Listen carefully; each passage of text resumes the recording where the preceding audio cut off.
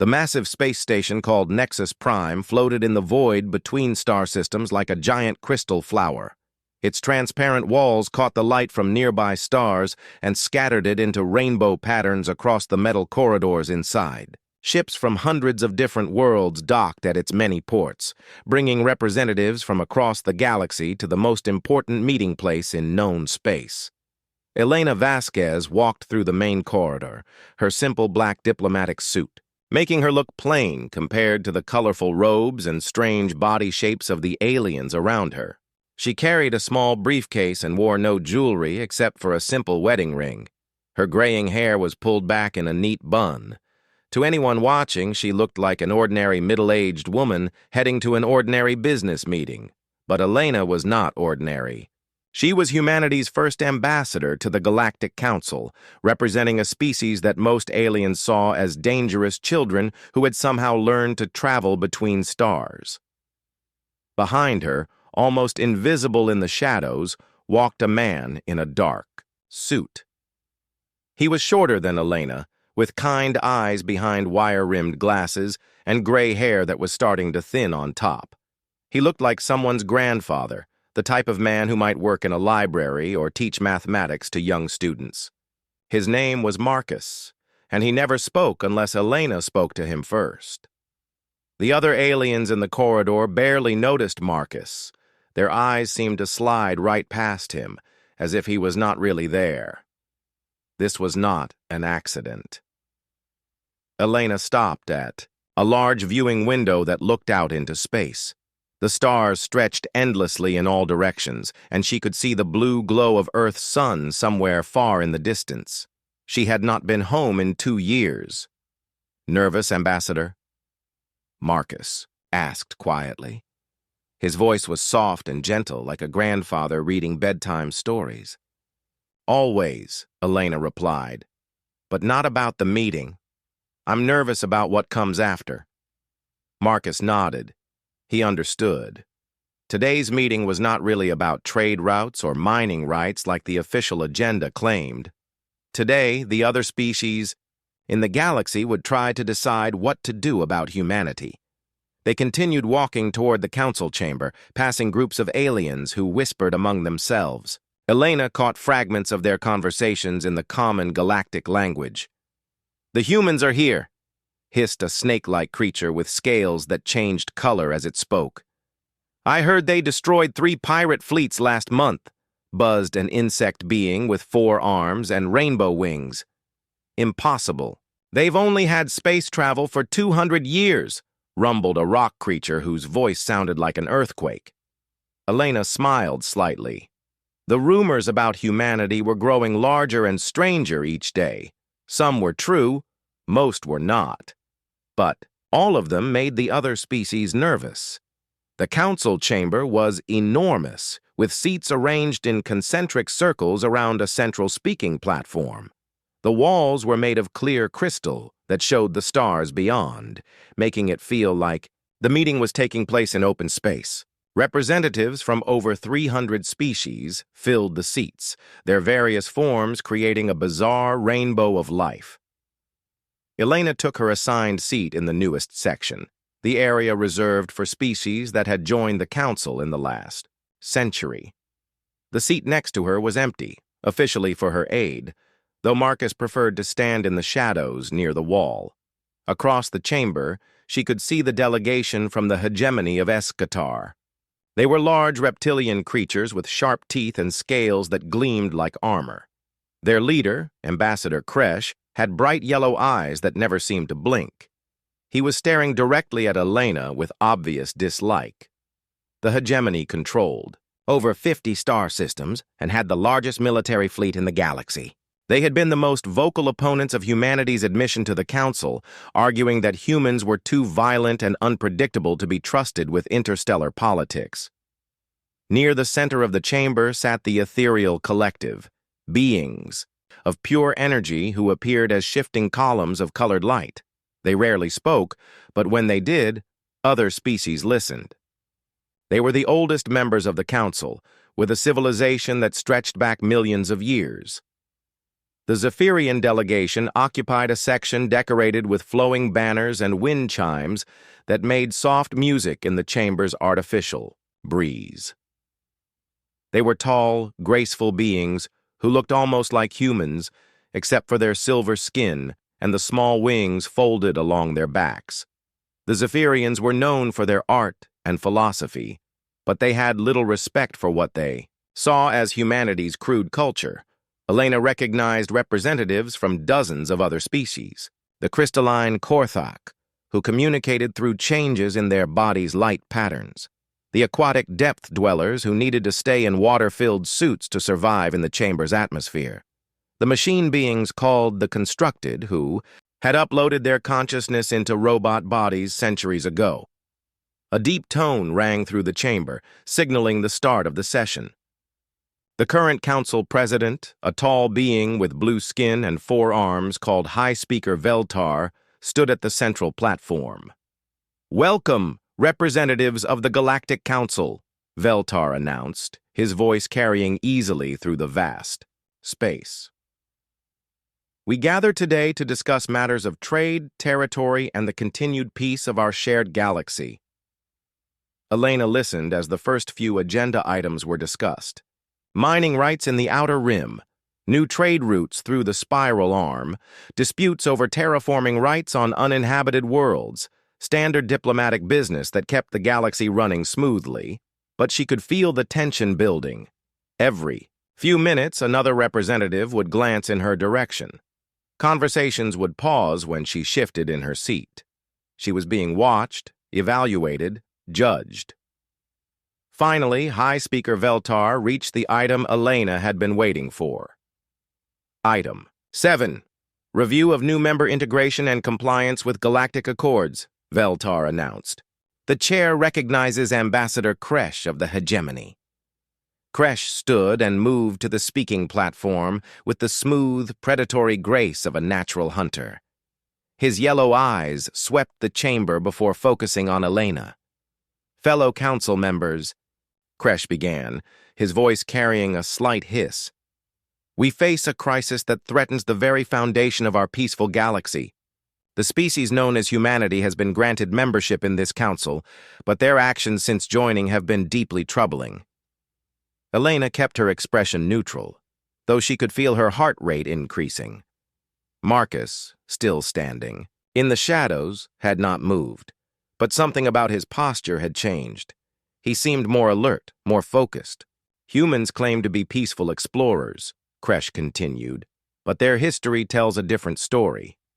They are a species born from conflict, shaped by violence. Even now, as we speak, human military vessels patrol the borders of their territory with weapons that violate several council treaties." This was not true, and Elena knew that Kresh knew it was not true.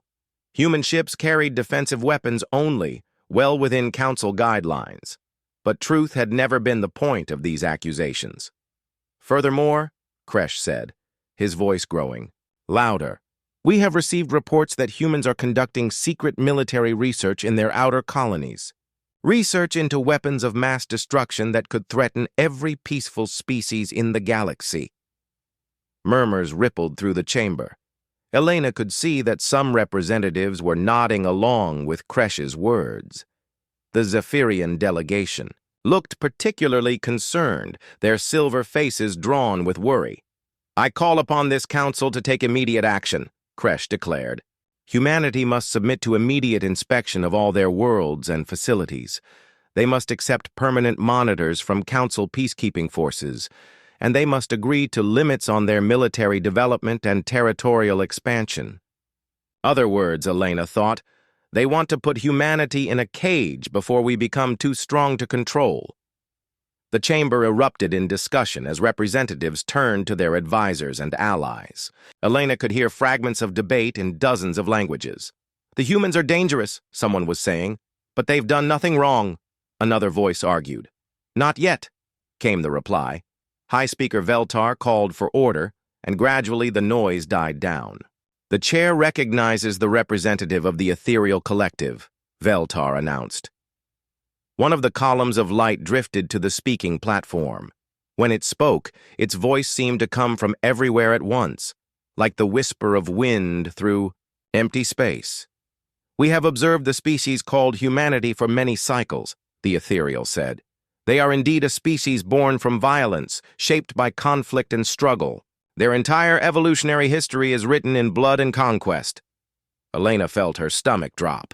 If the ethereals were against humanity, the vote would not even be close.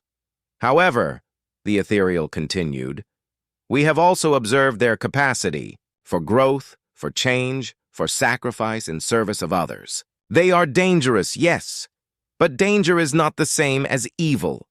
A sharp blade can cut, but it can also defend. Fire can burn, but it can also warm the cold and light the darkness." The chamber fell silent. Elena held her breath. "The ethereal collective will reserve judgment until we have heard from humanity's representative," the being of light concluded, then drifted back to its seat. High Speaker Veltar looked at Elena. "The chair recognizes Ambassador." Elena's voice grew stronger as she continued. "Yes, we are young compared to many of your species. Yes, we are still learning the ways of galactic civilization. But we offer something valuable in return. Our determination to protect what we believe in, our willingness to stand against darkness wherever we find it, and our absolute refusal to abandon those who cannot defend themselves." Some of the representatives were leaning forward now, listening more carefully. "The hegemony asks you to cage us because they fear what we might become," Elena said, her eyes finding Kresh across the chamber. "But I ask you to judge us not by what we might do, but by what we have done. In our short time among the stars, human ships have answered every distress call, defended every trade route, and stood guard against every threat to peaceful commerce." This was true, and everyone in the chamber knew it. Human vessels had gained a reputation for showing up wherever pirates or raiders were causing trouble. "We do not ask for special treatment," Elena concluded. "We ask only for the same rights and responsibilities as every other member of this council. The right to defend ourselves, the right to explore and grow, and the responsibility to protect the innocent and preserve the peace." She returned to her seat amid scattered applause from some sections of the chamber. But she could see that many representatives still looked unconvinced. The debate continued for another hour, with various species voicing their concerns and opinions. The Zephyrians worried about human cultural contamination. The Korthok questioned whether humanity was advanced enough for council membership. The Constructed noted that human technology was developing at an unprecedented and potentially dangerous rate. Finally, High Speaker Veltar called for a recess before the final vote. Elena walked out of the chamber and made her way to one of the observation decks. Marcus followed silently behind her. The deck was nearly empty, giving them privacy to talk. Elena stared out at the swirling colors of a nearby nebula, its gas clouds lit from within by newborn stars. "They're going to vote against us," she said quietly. Marcus stood beside her, his hands clasped behind his back. "Perhaps," he said, "but that may not matter." Elena looked at him. "What do you mean?" Marcus was quiet for a long moment, watching the stars. "There are forces at work here beyond simple politics, Ambassador," he said finally. "The galaxy is changing. Old certainties are breaking down. The species in that chamber are afraid, but not just of humanity. They're afraid of what's coming."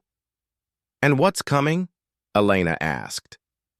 Marcus turned to look at her, and for just a moment Elena saw something in his kind eyes that made her shiver, something vast and patient and utterly without mercy. "Change," Marcus said simply, "whether they're ready for it or not." The recess tones sounded, calling them back to the chamber for the final vote. Elena straightened her jacket and prepared to face whatever came next. Behind her, Marcus smiled slightly and followed her back into the light, becoming invisible once again to all but the most careful observers. The vote was about to begin. But Elena had the strange feeling that it would not matter as much as everyone thought. Something else was coming to Nexus Prime, something that would change everything. She just didn't know what. The council chamber felt different when Elena returned from the recess. The air seemed thicker, charged with tension like the moments before a thunderstorm. Representatives huddled in small groups, whispering urgently among themselves. She could see alliances forming and breaking in real time as species calculated the political cost of supporting or opposing humanity. Elena took her seat and noticed that several delegations had moved closer to the Hegemony section. The insect beings called the Hive Collective had repositioned their floating platforms. The gas-breathing void dwellers had shifted their containment suits to face Kresh's delegation. Even some species that Elena had thought were neutral were now clearly aligning against humanity. Marcus remained in the shadows, but Elena could sense his attention focusing on the chamber like a laser beam. He had been unusually quiet during the recess, spending most of the time staring out at the stars with an expression she couldn't read. High Speaker Veltar called the session back to order with 3 deep tones that echoed through the crystal chamber. "Before we proceed to the final vote," Veltar announced, "Ambassador Kresh has requested additional time to present new evidence." Elena's stomach clenched. This was not part of the normal procedure. New evidence at this stage meant that the Hegemony had been planning something bigger than just a simple vote. Kresh stood and activated a holographic projector in the center of the chamber. 3-dimensional images appeared in the air above the speaking platform, showing star charts of human space. "Fellow council members," Kresh began, his yellow eyes gleaming with satisfaction, "what I am about to show you will prove that humanity poses an immediate threat to galactic peace." The first hologram showed the outer edge of human territory, where new colonies were being established on previously uninhabited worlds. Red markers appeared on several systems, pulsing like warning lights. "These are the locations where human military installations have been detected," Kresh announced. "Not the small defensive platforms they claim to have, but massive fortress worlds capable of launching attacks deep into council space." Elena knew this was a lie. The red markers showed mining operations and civilian research stations, not military bases. But the holographic display made them look threatening, and she could see that many representatives were believing what they saw. "Furthermore," Kresh continued, changing the display to show shipping routes, "human cargo vessels have been detected carrying materials that could only be used for weapons manufacturing. Rare metals, exotic energy sources, and biological samples that violate multiple council treaties." Again, this was false. The materials Kresh was talking about were standard supplies for terraforming operations and medical research, but presented this way, they looked like the components for weapons of mass destruction. The most damaging presentation came next. The hologram showed what appeared to be recordings from human military communications, with voices speaking in Earth. Languages about conquest and expansion and showing these aliens who's really in charge. Elena recognized the recordings immediately. They were from a popular entertainment program on Earth, a fictional drama about space wars. But taken out of context and presented as real military communications, they sounded exactly like proof of humanity's aggressive intentions. "This evidence was gathered by our intelligence services over the past 6 months," Kresh lied smoothly. "It shows clearly that humanity is preparing for war against the Council, using their membership as cover to position their forces for a massive attack." The chamber erupted in shocked gasps and angry chittering. Elena could see fear spreading through the assembled representatives like wildfire. Several delegations were already activating their emergency communication systems, probably calling home to warn their governments. High Speaker Veltar struggled to maintain order as accusations, and demands for immediate action filled the air. "The evidence is clear," shouted the representative of the crystal beings, her voice ringing like breaking glass. "Humanity must be stopped before they can attack. Exile them from council space." demanded a representative of the machine collective, his electronic voice crackling with artificial outrage. "Better yet, contain them permanently," hissed one of the void dwellers from inside his gas-filled suit. "Some species are too dangerous to be allowed freedom." Elena stood and tried to respond, but her voice was drowned out by the chaos. When she finally managed to get High Speaker Veltar's attention, the damage was already done. "The evidence you've seen is fabricated," Elena said, her voice carrying clearly through the suddenly quiet chamber. "Those military communications are from an entertainment program. The cargo manifests are for civilian supplies. The installations are mining operations and research stations." "Of course you would say that," Kresh replied with a cold smile. "What else would a human spy claim when caught in the act?"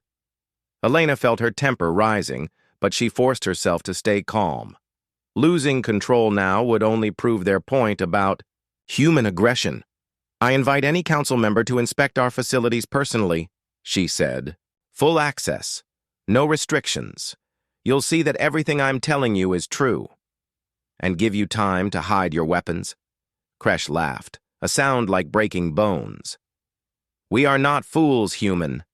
The ethereal collective's representative drifted forward, its column of light pulsing with what might have been concern. "The evidence is troubling," the being of light said, its voice echoing strangely. "But accusations require proof beyond manipulated recordings and suspicious interpretations." Elena felt a moment of hope, but Kresh was ready for this objection. "Then let us have immediate inspection rights," he declared. "Full access to all human worlds and facilities, with hegemony monitors to ensure compliance. If humanity is truly innocent, they should welcome such oversight." The trap was sprung perfectly. If Elena agreed to the inspections, humanity would be admitting guilt and accepting permanent occupation by hostile forces. If she refused, it would be seen as proof that they had something to hide. Elena looked around the chamber, seeing fear and suspicion on every alien face. These beings had been carefully prepared to believe the worst about humanity, and Kresh had given them exactly what they wanted to hear. "The Galactic Council demands an immediate response," High Speaker Veltar announced. "Will humanity submit to comprehensive inspection and monitoring, or will you confirm our suspicions by refusing?" Elena stood in the center of the chamber, feeling the weight of her species' future pressing down on her shoulders. 300 alien civilizations waited for her answer, many of them already convinced that humans were a threat that needed to be contained or eliminated. She opened her mouth to respond, then stopped. A soft, alert tone was sounding through the chamber's communication system, so quiet that most representatives hadn't noticed it yet. But Elena had spent enough time on space stations to recognize the sound. It was a proximity alarm. "High Speaker." Veltar noticed the sound a moment later and activated his communication panel. His blue face turned pale as he read the incoming message. "Unknown vessels detected approaching the station," he announced, his voice tight with concern. "Multiple ships, configuration unknown, refusing to respond to communication attempts."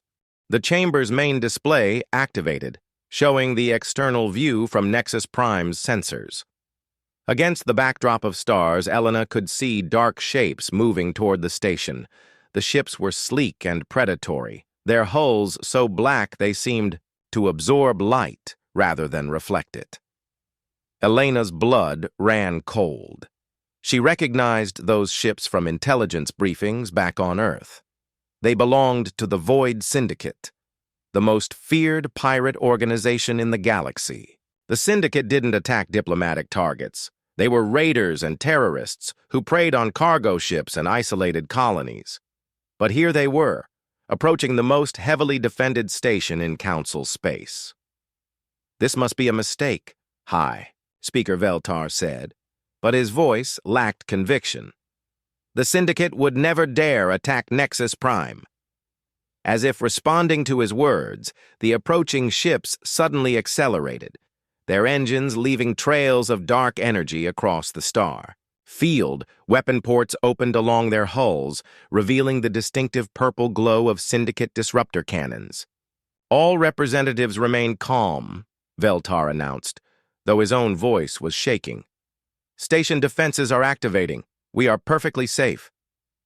But Elena could see that the approaching fleet was larger than anything the Syndicate had ever assembled before. Dozens of ships, including several massive dreadnoughts that dwarfed even the largest council vessels. This wasn't a raid. It was an invasion. The first energy blasts struck Nexus Prime's outer shields, causing the entire station to shudder. Emergency lights activated throughout the chamber, bathing everything in red warning illumination. "This is impossible," gasped the representative of the crystal beings. "The Syndicate doesn't have the resources for an assault like this." More impacts shook the station. Through the crystal walls, Elena could see the outer defensive platforms firing back, their beams splashing harmlessly against the attackers. Advanced shields. The pirates had better technology than anyone had thought possible. Panic began to spread through the chamber as representatives realized that their supposedly safe meeting place was under serious attack. Some species delegates were already heading for the exits, seeking escape pods or private shuttles. Elena remained in her seat, watching the battle unfold outside. Something about this attack felt wrong. The timing was too perfect, coming right, when humanity was being accused of military aggression. The Syndicate fleet was too large and too well equipped for a normal pirate organization. She looked across the chamber at Kresh and saw something that confirmed her suspicions. The Hegemony. Ambassador was not panicking like the others. He was watching the attack with calm interest, as if he had expected it. Elena turned to look for Marcus and found him standing directly behind her chair. When had he moved? She hadn't heard him approach, and she would have sworn he was still by the wall just moments before. "Marcus," she said quietly, "I think this attack isn't what it seems." "No," he agreed, his voice as calm as always. "It's not." Another massive impact shook the station, and Elena could hear the groaning of stressed metal somewhere in the superstructure. The station's shields were failing faster than they should have been. The pirates had found weaknesses that shouldn't have existed. The Hegemony set this up, Elena realized. They're working with the Syndicate. This attack is meant to show that the Council can't protect itself, that stronger leadership is needed. Marcus nodded slowly. "And when the dust settles, Ambassador Kresh will propose that the Hegemony take charge of Council security. With humanity branded as traitors, they'll have no opposition to military rule." Elena felt sick. The galaxy was about to be conquered, and humanity would be blamed for it.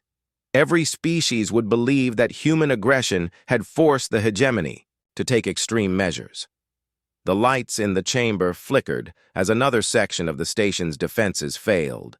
Several representatives were now running for the exits, abandoning any pretense of dignity. The crystal beings were making sounds, like breaking wind chimes. The Void Dwellers were cycling their life support systems frantically. "Attention all representatives," High Speaker Veltar announced over the emergency communication system. "Prepare for immediate evacuation. This is not a drill." Elena stood and faced the chaos around her. In a few minutes, Nexus Prime would fall to the Syndicate attack. The Galactic Council would be scattered and broken. The Hegemony would rise to power on the pretense of restoring order, unless someone stopped it. She turned to Marcus, who was watching the destruction with those kind, grandfatherly eyes. "Can you stop this?" she asked quietly. Marcus tilted his head slightly, considering the question. "The fleet outside? Yes, that would be simple enough.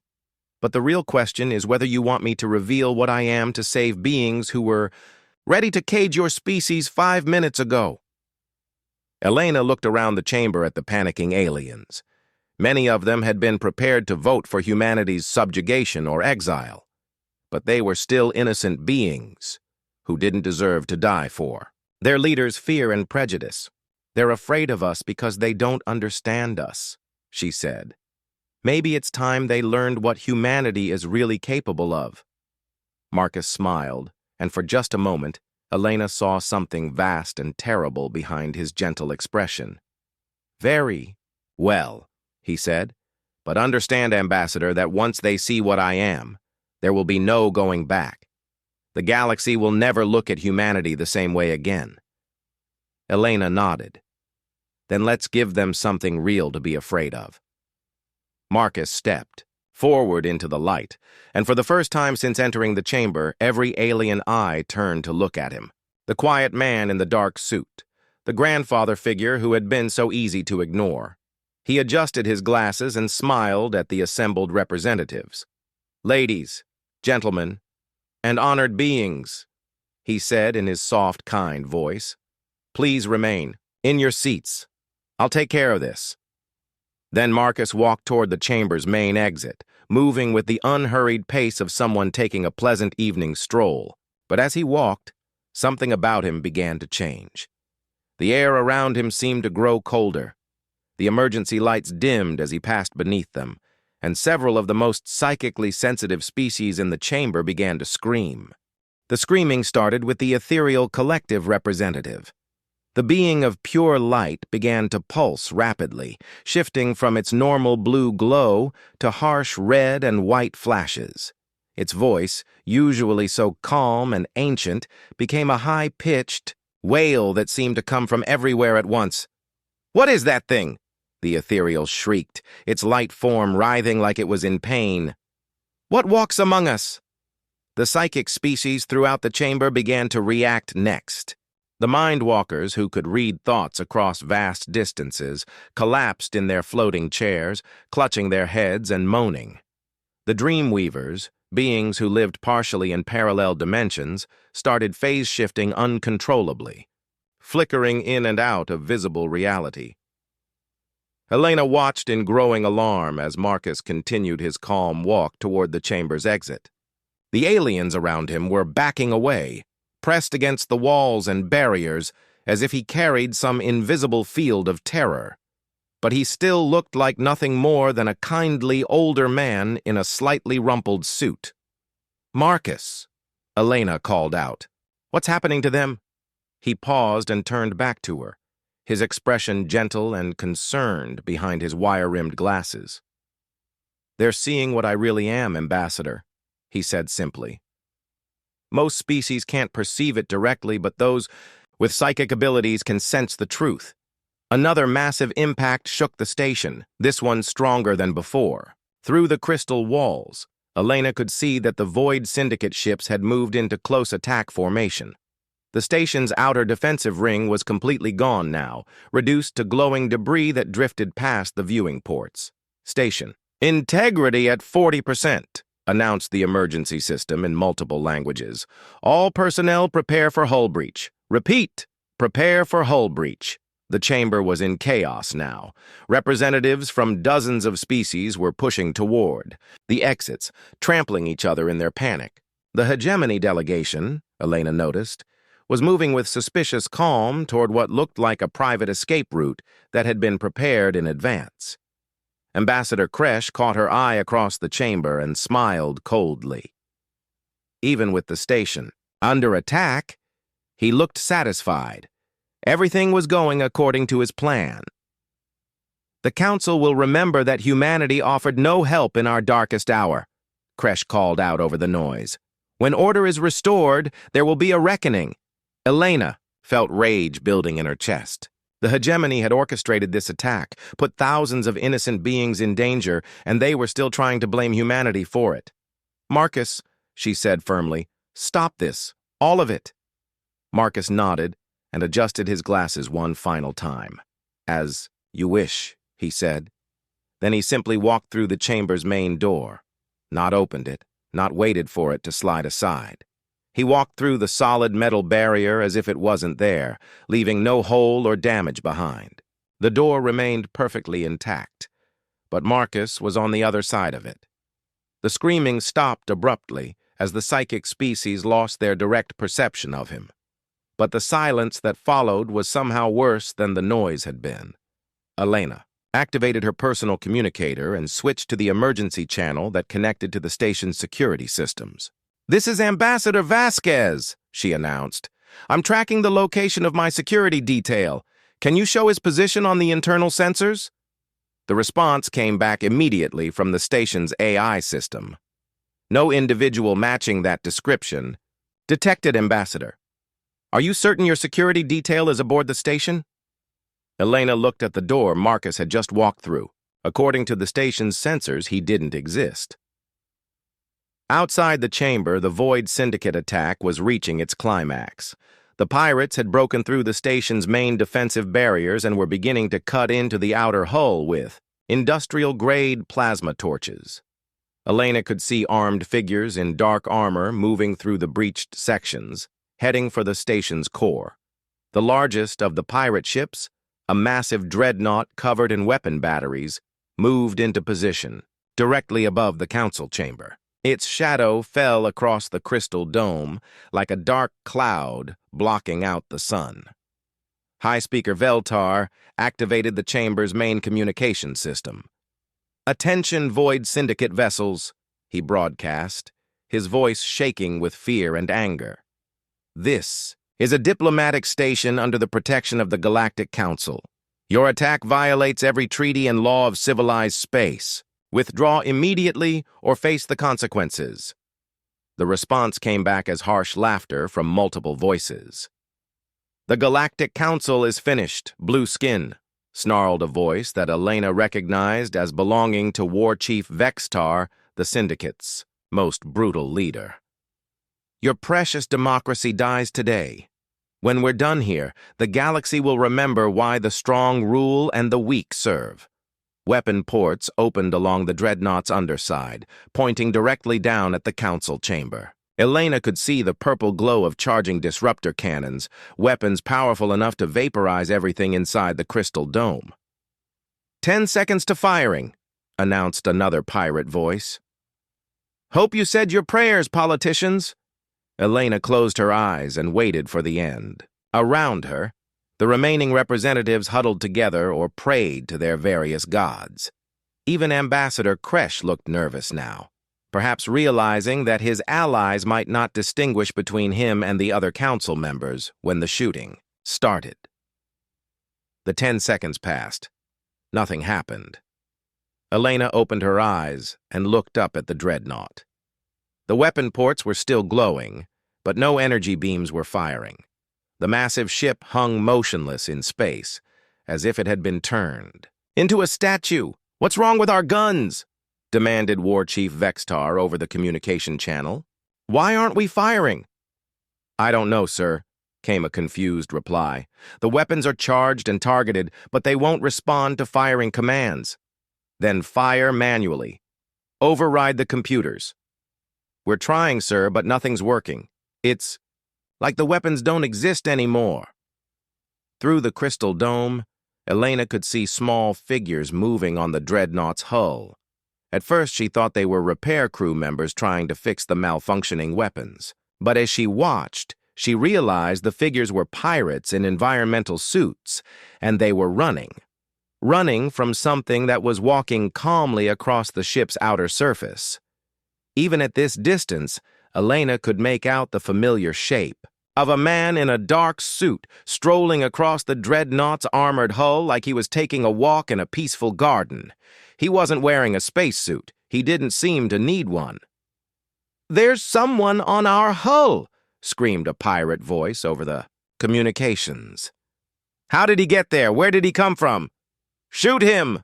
War Chief Vextar ordered. "We're trying. The weapons won't target him. They won't even acknowledge he's there." Elena watched Marcus approach a group of pirates who were firing their personal weapons at him. The energy beams and projectiles seemed to pass right through him without effect. When he reached the first pirate, he simply placed his hand on the being's shoulder. The pirate vanished, not exploded, not disintegrated, not thrown into space. Simply gone. As if he had never existed. His weapon clattered to the hull, but there was no body, no debris, no trace that a living being had been standing there moments before. Marcus moved to the next pirate and touched him gently on the arm. "Gone." The third pirate tried to run, but Marcus caught up to him easily. A brief touch, and another empty spacesuit drifted away from the hull. "What is that thing?" War Chief Vextar's voice had risen to a panicked shriek. "What's happening to my crew?" Marcus had reached the Dreadnought's main airlock. Instead of trying to force it open, he simply walked through the sealed barrier and disappeared inside the ship. The communications channel erupted with screams and confused shouts from inside the Dreadnought. "He's in engineering! How did he get past the blast doors?" "The security systems can't see him. He's not showing up on any sensors. Chief Morgan just disappeared. He was right next to me and then he was gone. Fall back to the bridge. Seal. All the sections." Elena realized she was holding her breath. Around her, the surviving representatives were staring up at the Dreadnought in stunned silence. Even the most advanced civilizations in the galaxy had never seen anything like this. The screaming from the pirate ship gradually grew quieter as fewer and fewer voices remained on the communication channel. Whatever Marcus was doing inside the Dreadnought, he was being very thorough about it. "Bridge crew, respond!" War Chief Vextar's voice was barely recognizable now, high-pitched with terror. "Anyone respond! What's happening down there?" Silence. Then, impossibly, Marcus's gentle voice came over the communication channel. "Hello, War Chief," he said politely. "I'm afraid your crew is no longer available. But don't worry, you won't be alone for much longer." "What are you?" Vexatar screamed. "What do you want?" "I'm exactly what I appear to be," Marcus replied. "A security detail ensuring the safety of my charge, and what I want is for you to leave this place and never return. You can't stop all of us. I have an entire fleet." "Yes," Marcus agreed. "You do. For now." The communication channel went silent. Elena watched through the crystal dome as Marcus emerged from the Dreadnought's airlock, once again walking calmly across the hull. But now the massive warship was changing. Its lights were going out section by section, starting from the bow and moving toward the stern. Not the flickering of damaged systems, but the steady progression of something being systematically shut down. By the time Marcus reached the ship's stern, the entire Dreadnought was dark and lifeless. It hung in space like a dead thing, all of its terrible weapons silent forever. But Marcus wasn't finished. Elena watched in fascination and growing awe, as her quiet security details simply stepped off the Dreadnought's hull and began walking through open space toward the next pirate ship. He moved through the vacuum as easily as he had walked through the chamber door, his pace never changing, his posture relaxed and unhurried. The second ship tried to run. Its engines flared to life, and it began to accelerate away from the station.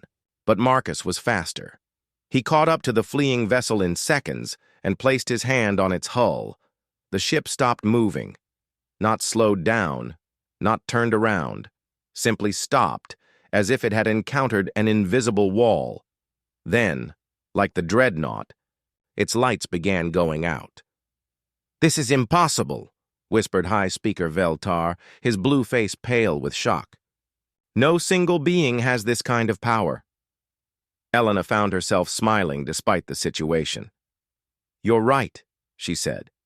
"No single being does have this kind of power." Veltar looked at her with confusion. "Then what is he?" Elena watched Marcus move to the third pirate ship, then the fourth. Each one fell silent at his touch, their crews simply ceasing to exist. "He's what happens when a human has nothing left to lose," she said quietly. "He's what we become when everything we cared about is taken away." The remaining pirate ships were trying to flee now, their engines straining as they attempted to escape whatever impossible force was hunting them. But they might as well have been trying to outrun their own shadows. Marcus moved between them like he was teleporting, appearing beside each ship just long enough to touch it and render it lifeless.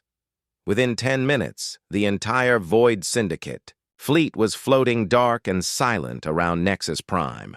Dozens of ships that had terrorized the galaxy for decades, reduced to empty hulks by a quiet man in a rumpled suit. Marcus began walking back toward the station through the debris field. As he approached the crystal dome of the council chamber, Elena could see him clearly through the transparent wall. He looked exactly the same as when he had left. Neat gray, hair, wire-rimmed glasses, the patient expression of someone's favorite grandfather. He passed through the dome's crystal wall as easily as he had passed through the door, stepping back into the chamber like he had never left. The psychic species immediately began screaming again, but quieter this time, as if they were too exhausted for full panic. Marcus walked back to his position behind Elena's chair and adjusted his glasses. "The immediate threat has been neutralized, Ambassador," he reported in his soft, polite voice. "The station is secure." Elena stared at him. "Marcus, what did you do to those crews?" "I removed them," he said simply.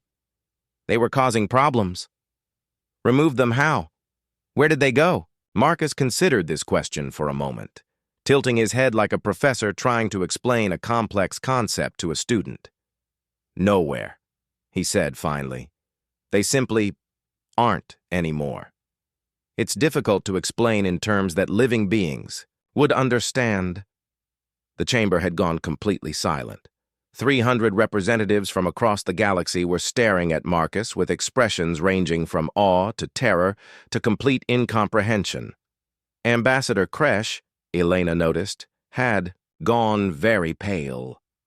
His yellow eyes were fixed on Marcus with the look of a predator that had suddenly realized it was actually prey. High Speaker Veltar found his voice first. "What are you?" he asked, echoing War Chief Vextar's last question. Marcus smiled kindly. "I'm Ambassador Vasquez's security detail," he said. "Nothing more, nothing less." "But the things you did?" Veltar continued. "The power you displayed. No known species has abilities like that." "No," Marcus agreed. "No known species does." Elena realized that everyone was waiting for her to explain. The revelation she had been dreading was finally here.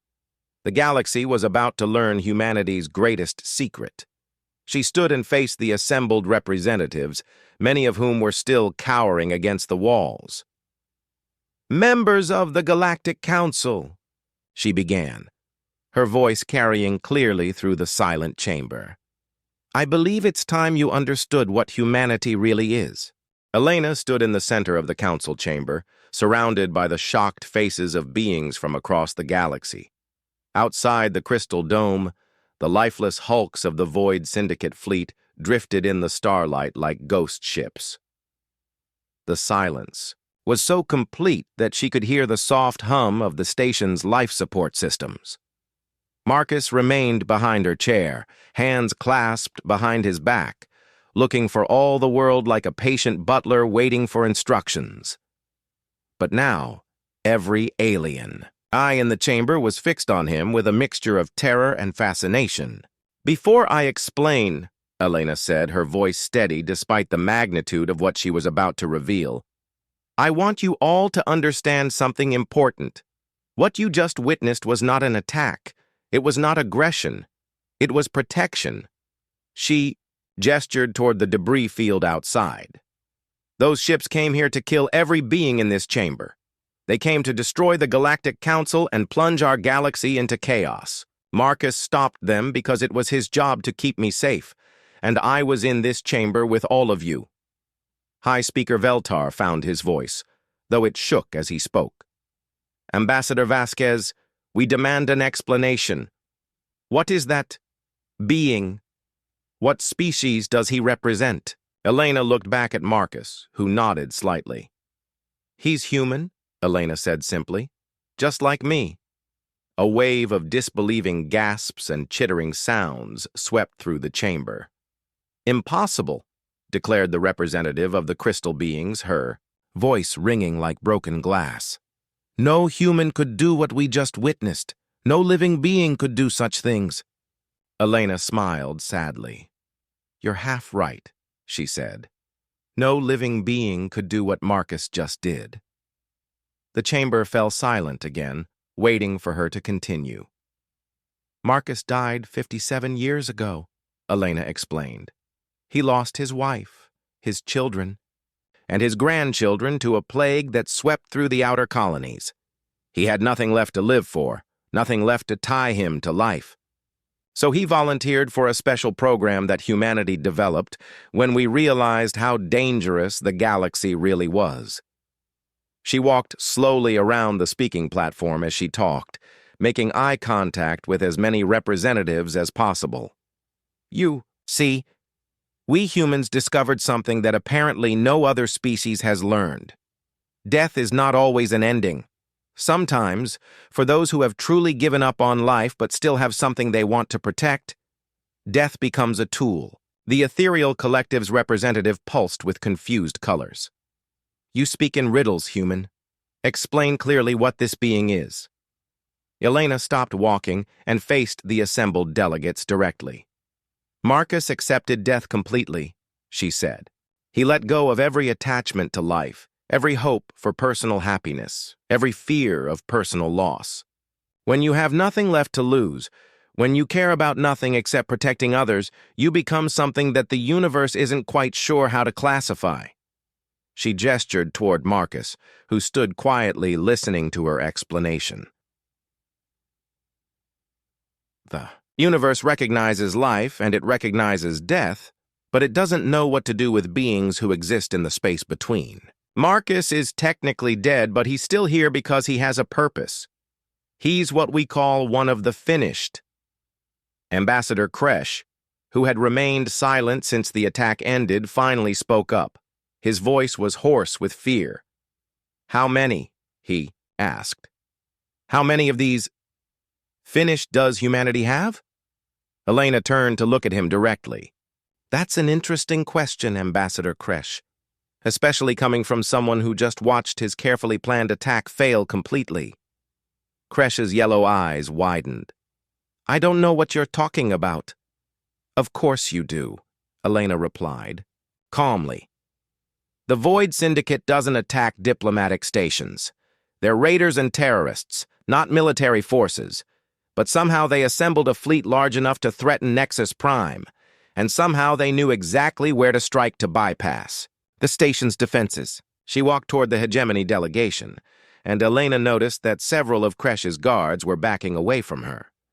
The timing was perfect, wasn't it? Right when you were trying to convince the Council that humanity was a threat.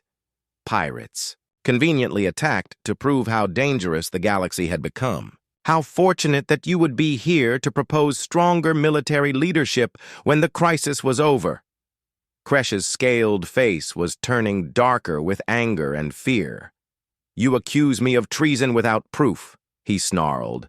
"The Hegemony serves the cause of galactic peace."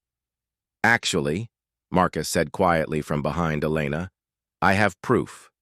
Every head in the chamber turned to look at him. He reached into his jacket pocket and pulled out a small data storage device. War Chief Vextar was quite talkative before he stopped existing, Marcus explained in his gentle voice.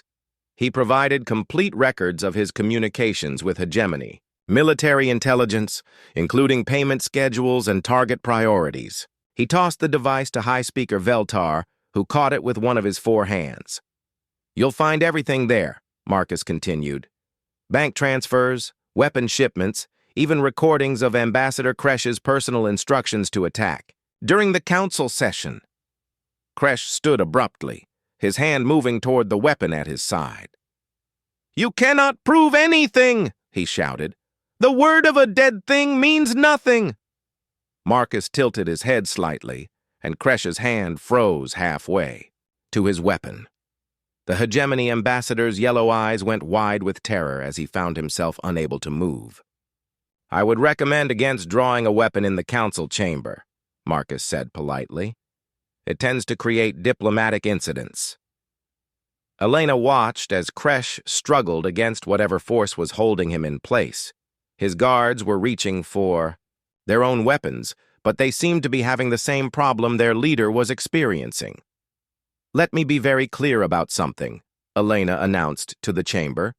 "Marcus prevented an attack that would have killed everyone in this room. He saved your lives. But some of you are probably thinking that humanity has revealed a terrible weapon, something that threatens the balance of power in the galaxy. She paused, looking around at the assembled representatives. You're right to be concerned, but not for the reasons you think. Elena activated her personal communicator and spoke into it clearly. This is Ambassador Vasquez to all human vessels in the Nexus Prime system.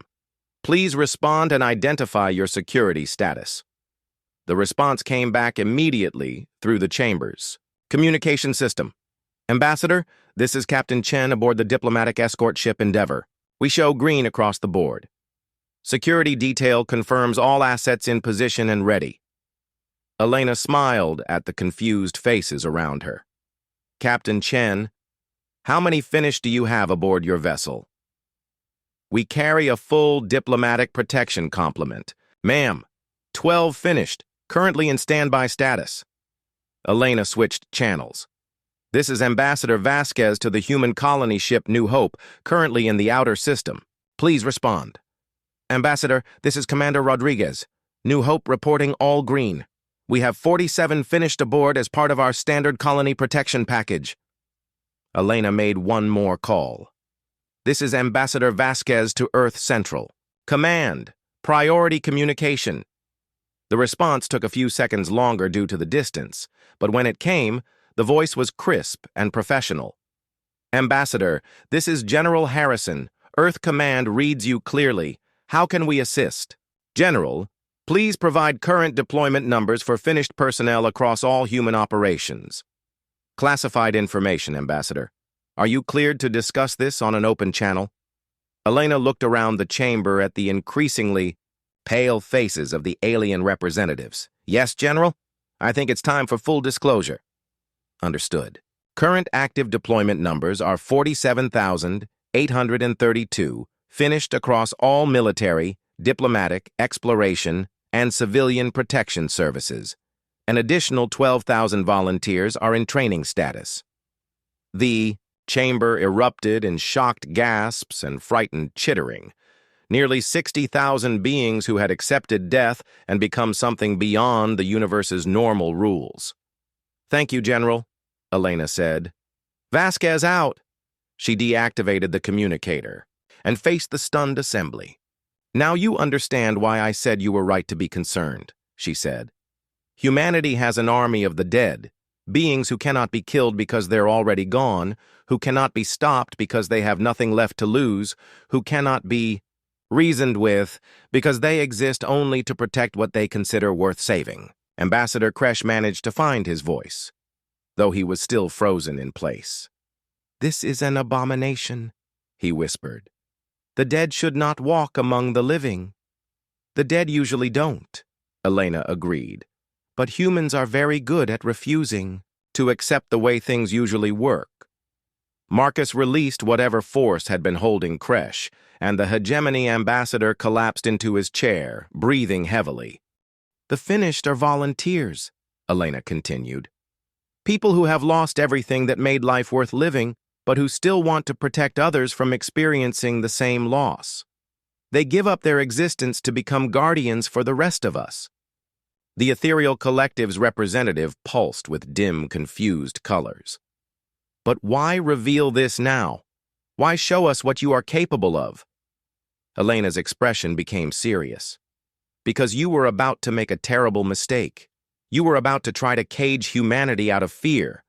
You were about to treat us as a threat that needed to be contained. She gestured toward the debris field outside. The Void Syndicate made the same mistake.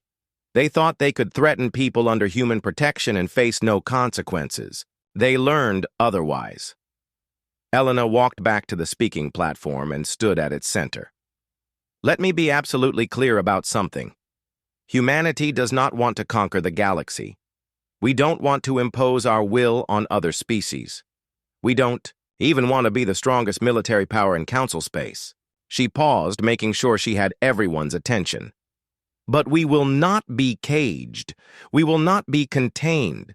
We will not be limited or controlled or treated as a threat simply because you fear what we might become. And anyone who tries to harm the innocent under our protection will face the finished. The chamber was absolutely silent now. Even the background hum of the life support systems seemed muted. "The Galactic Council has a choice to make," Elena continued. "You can accept humanity as an equal partner in galactic civilization, working together to build a better future for all species. Or you can continue to see us as a threat and try to limit our growth and freedom." She looked directly at Ambassador Kresh. "But understand that the second choice leads nowhere good for anyone. The Finished exist to protect what humanity values. Right now, what we value most is peaceful cooperation with our galactic neighbors. But if you make us choose between your comfort and our freedom..." Elena didn't finish the sentence. She didn't need to. High Speaker Veltar stood slowly, his four arms trembling slightly. "Ambassador Vasquez," he said formally, "the Galactic Council will need time to digest what we have learned today.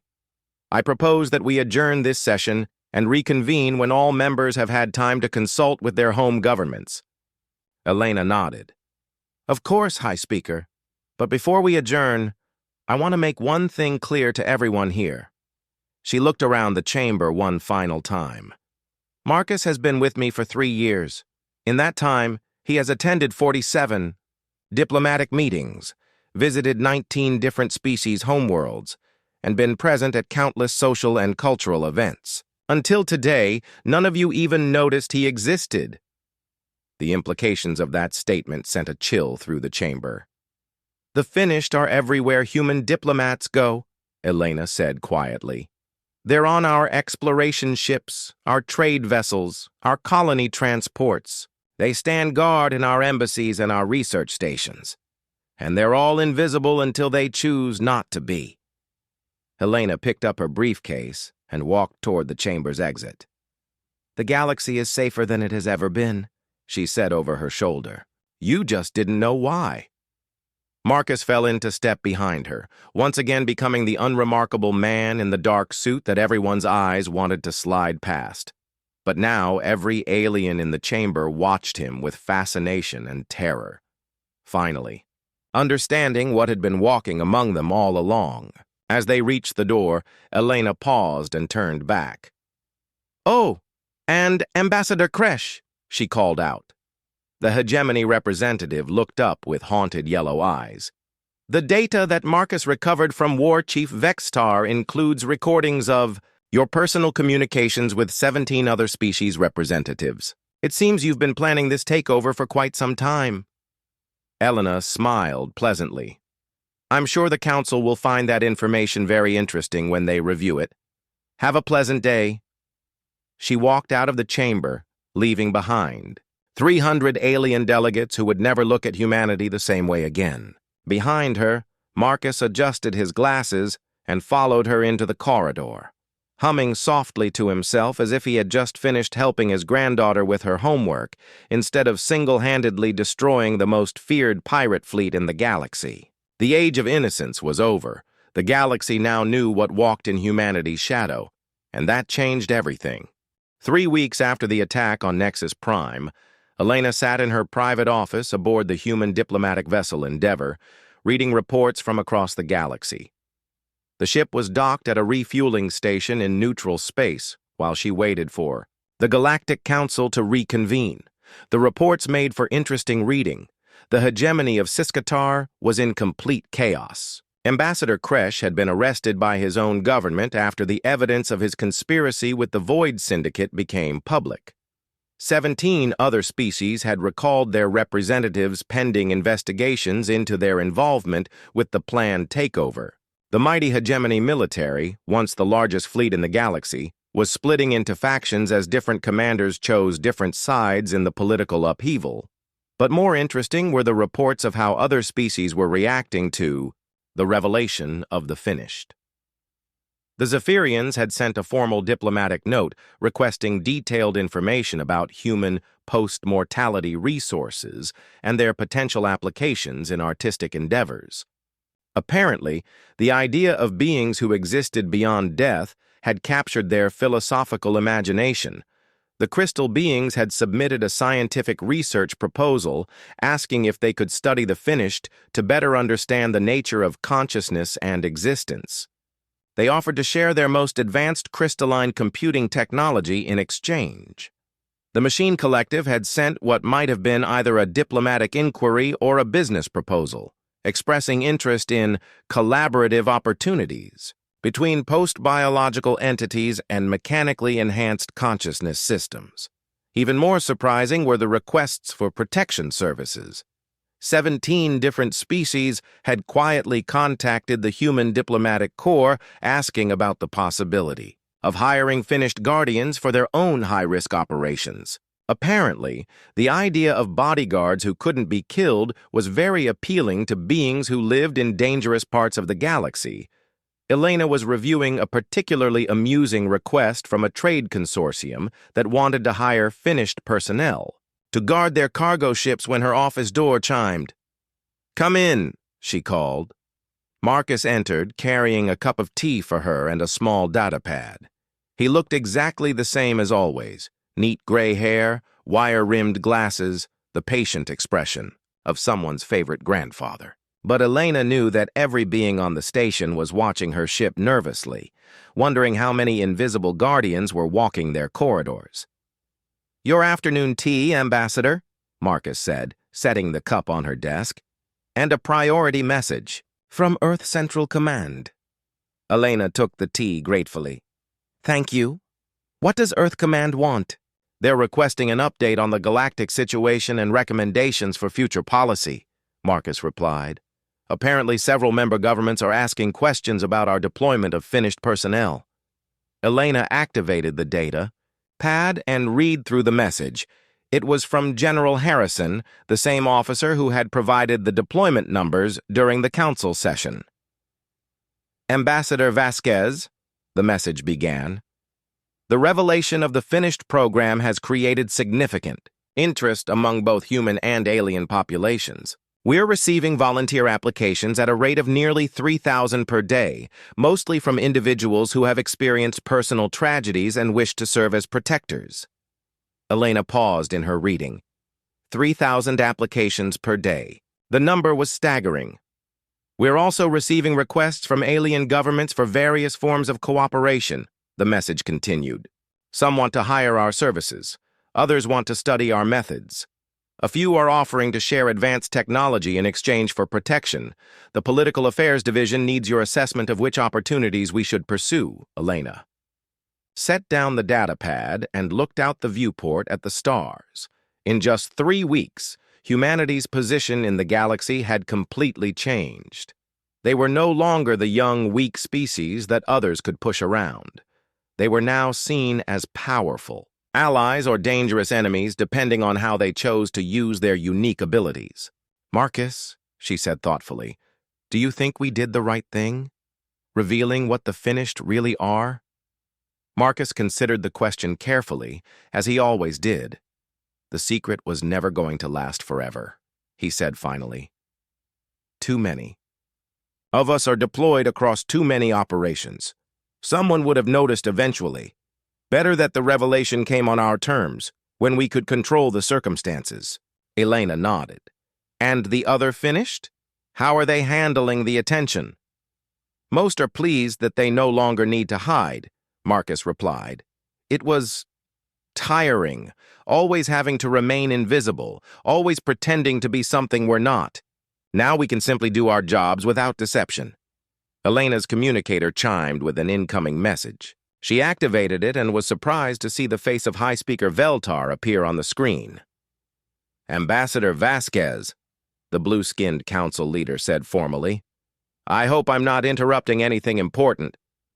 "Not at all, High Speaker," Elena replied. "How can I help you?"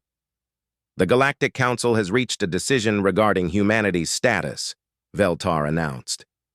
"We would like to invite you to return to Nexus Prime for a special session tomorrow."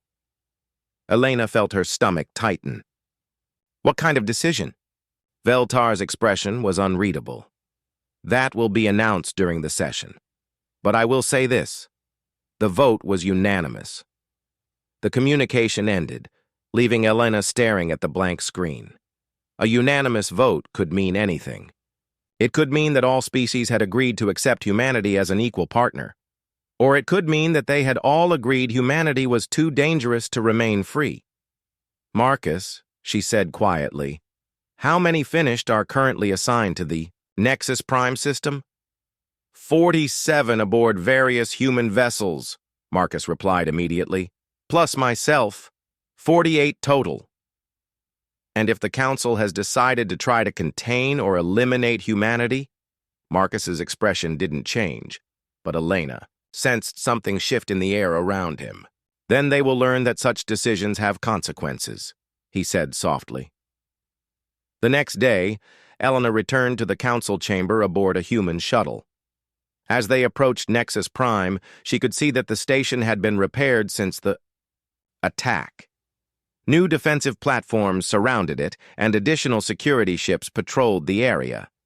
But she also noticed something else. Human vessels were among the patrol ships, their crews working alongside Council forces. The chamber itself looked different when Elena entered. The seating had been rearranged, with humanity's section moved from the newest member area to a position of honor near the center. Representatives from across the galaxy filled the seats, but their expressions were very different from the fear and hostility she had seen 3 weeks ago. Many looked nervous, but it was the nervousness of beings meeting someone important, not the fear of confronting an enemy. Others looked curious, studying Elena and Marcus with obvious fascination. A few even looked hopeful. High Speaker Veltar called the session to order and stood at the central platform. "Fellow representatives," he began, "we gather today to address the changed circumstances of our galaxy and humanity's place within it." Elena braced herself for what was coming.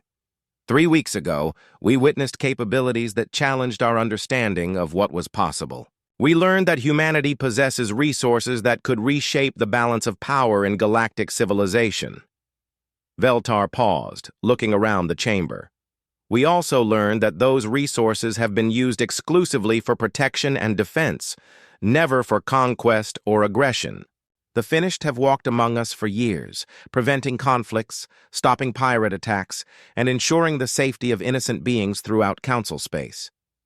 Elena felt a glimmer of hope.